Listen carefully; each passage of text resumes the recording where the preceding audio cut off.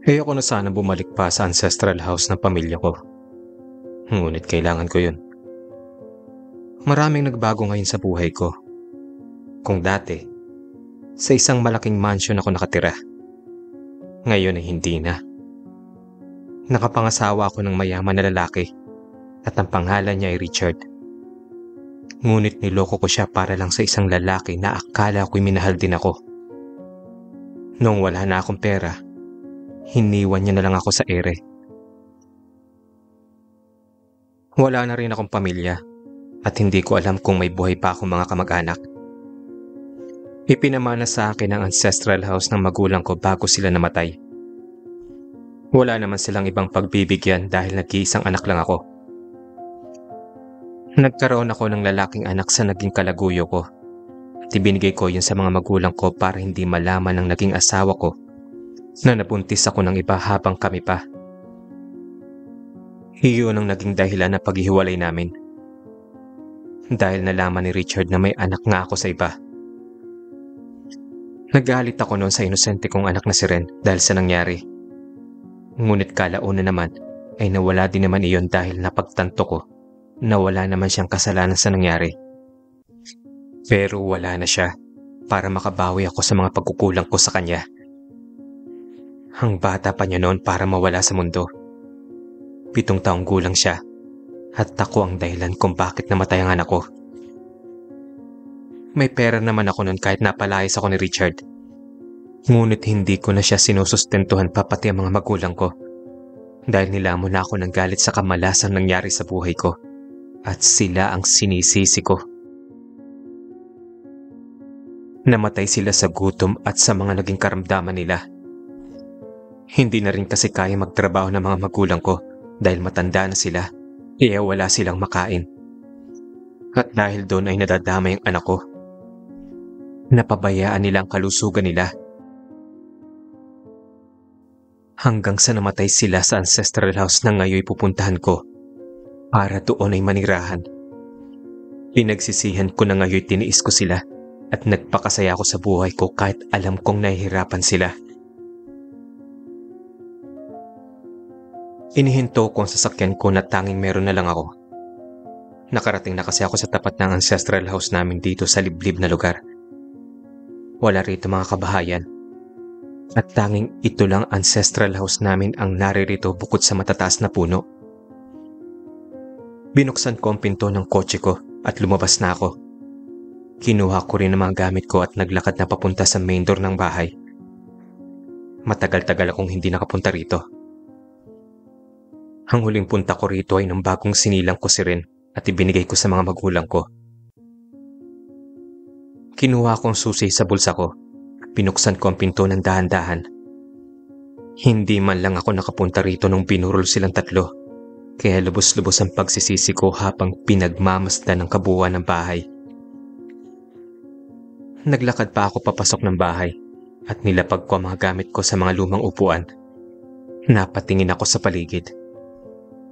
Habang pinagmamasdan ko ang mga kagamitan na tinatakpan ng mga puting tela, may umagaw ng atensyon ko. Ang isang picture frame na may larawan ng magulang ko at ng anak ko. Muntik akong maiyak sa nakita ko sa larawan ng 7 taong gulang kong anak na hindi ko man lang nakita kahit sa pangalawang beses. Agad kong binitawan ang larawan para pigilan ang aking nararamdaman. Napansin ko na kulang-kulang na mga gamit dito sa bahay. Nabalitaan ko na ibinibenta na lang nila ang ibang magandang gamit para lang may makain kahit papaano ang apo nila kahit hindi na sila.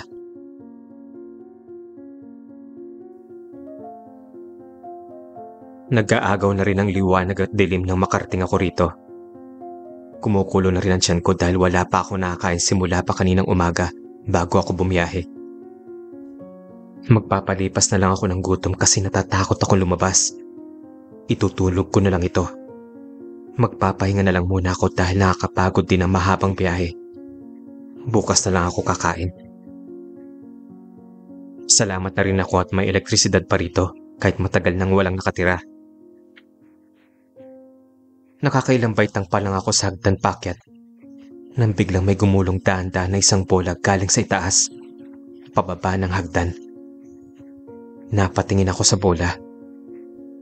Umawala ako ng malalim na hininga nang huminto na sa pagkulong ang bola.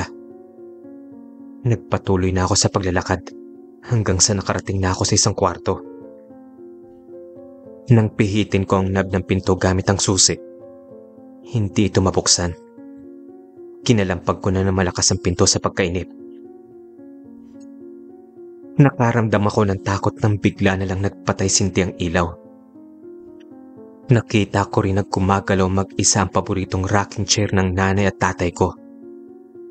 Minadali ko nang buksan ang pinto, ngunit hindi ko pa rin mabuksan. Kinilabutan ako at bigla akong nakaramdam ng lamig ng katawan ko. Hindi ko rin maipaliwanag ang kabang nararamdaman ko ngayon. Pumikit na lang ako para hindi na makita ang nangyayari. Nang maramdaman kong tumigil na sa pagpatay sinti ang ilaw, iminulat ko ng mata ko. Nakita ko na natigil na rin ang upuan. O kaya siguro guni-guni ko lang ang mga nakita ko kanina. Gutom lang siguro ito, kaya ako nagkakaganito. Muli kong sinubukang buksan ang pinto at nabigla ako nang madali ko na lang nabuksan ito. Nahiga na ako sa papag ng nasa loob ng kwarto. Hindi ako naging komportable. Sanay ako sa malambot na higaan, hindi tulad nito na sintigas ng bato. Napasulyap ako sa bintana at pinagmasdan na naglalakihang puno sa labas. Napukaw ang atensyon ko na makarinig ako ng yapak ng paa na tumatakbo at tawa ng isang batang lalaki. Narinig ko yung banda sa may pinto. Napasigaw ako sa pagkagulat nang may malit na parang hole na bola na gumulong sa paahan ko. Hindi ko alam, pero sumagi sa isipan ko na parang may nagpaparamdam sa akin na kung ano. Parang isang bata na gusto makipaglaro. At sa tingin ko ay isang lalaki kasi bola ang nilalaro niya. Hindi kaya ang anak kong si Ren. Dito siya namatay. Maaring nandito pa rin ang kaluluwa niya. Nagpatuloy lang ako sa paglalakad. Hanggang sa pababa na ako ng hagdan, tinatawag ko ang pangalan ng anak ko. Habang nakatalikod ako, nagulat ako na may humawak sa kamay ko. Isang malamig na kamay. Pero wala naman ako nakikitang may hawak ng kamay ko. May narinig ako ng isang malamig na tinig ng isang boses ng batang lalaki. At sinasambit nito ang salitang Mama.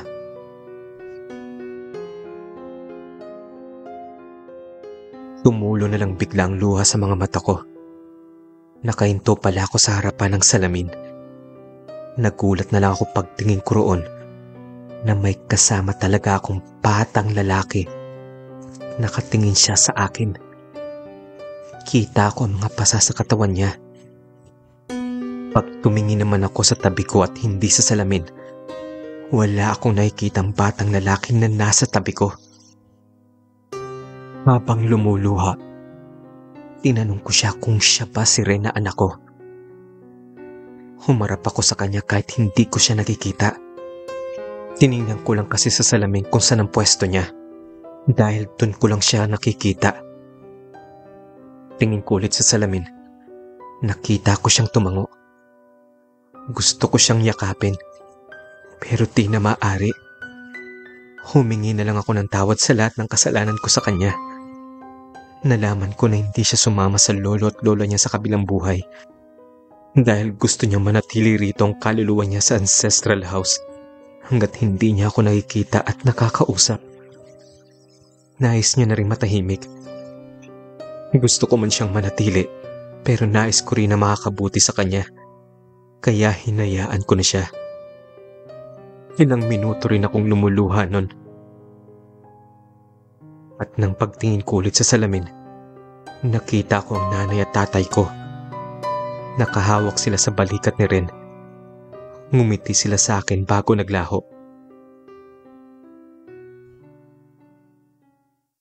Bumuntong hininga ako. At doon ko napagdesisyonan na ipapabless ko itong buhay kinabukasan din. Sana'y masaya na ang anak ko sa kinalalagyan niya. Dahil sa wakas ay nakausap niya na ako. Sa kabilang buhay naman, kasama na niya ang lolo't lola niya.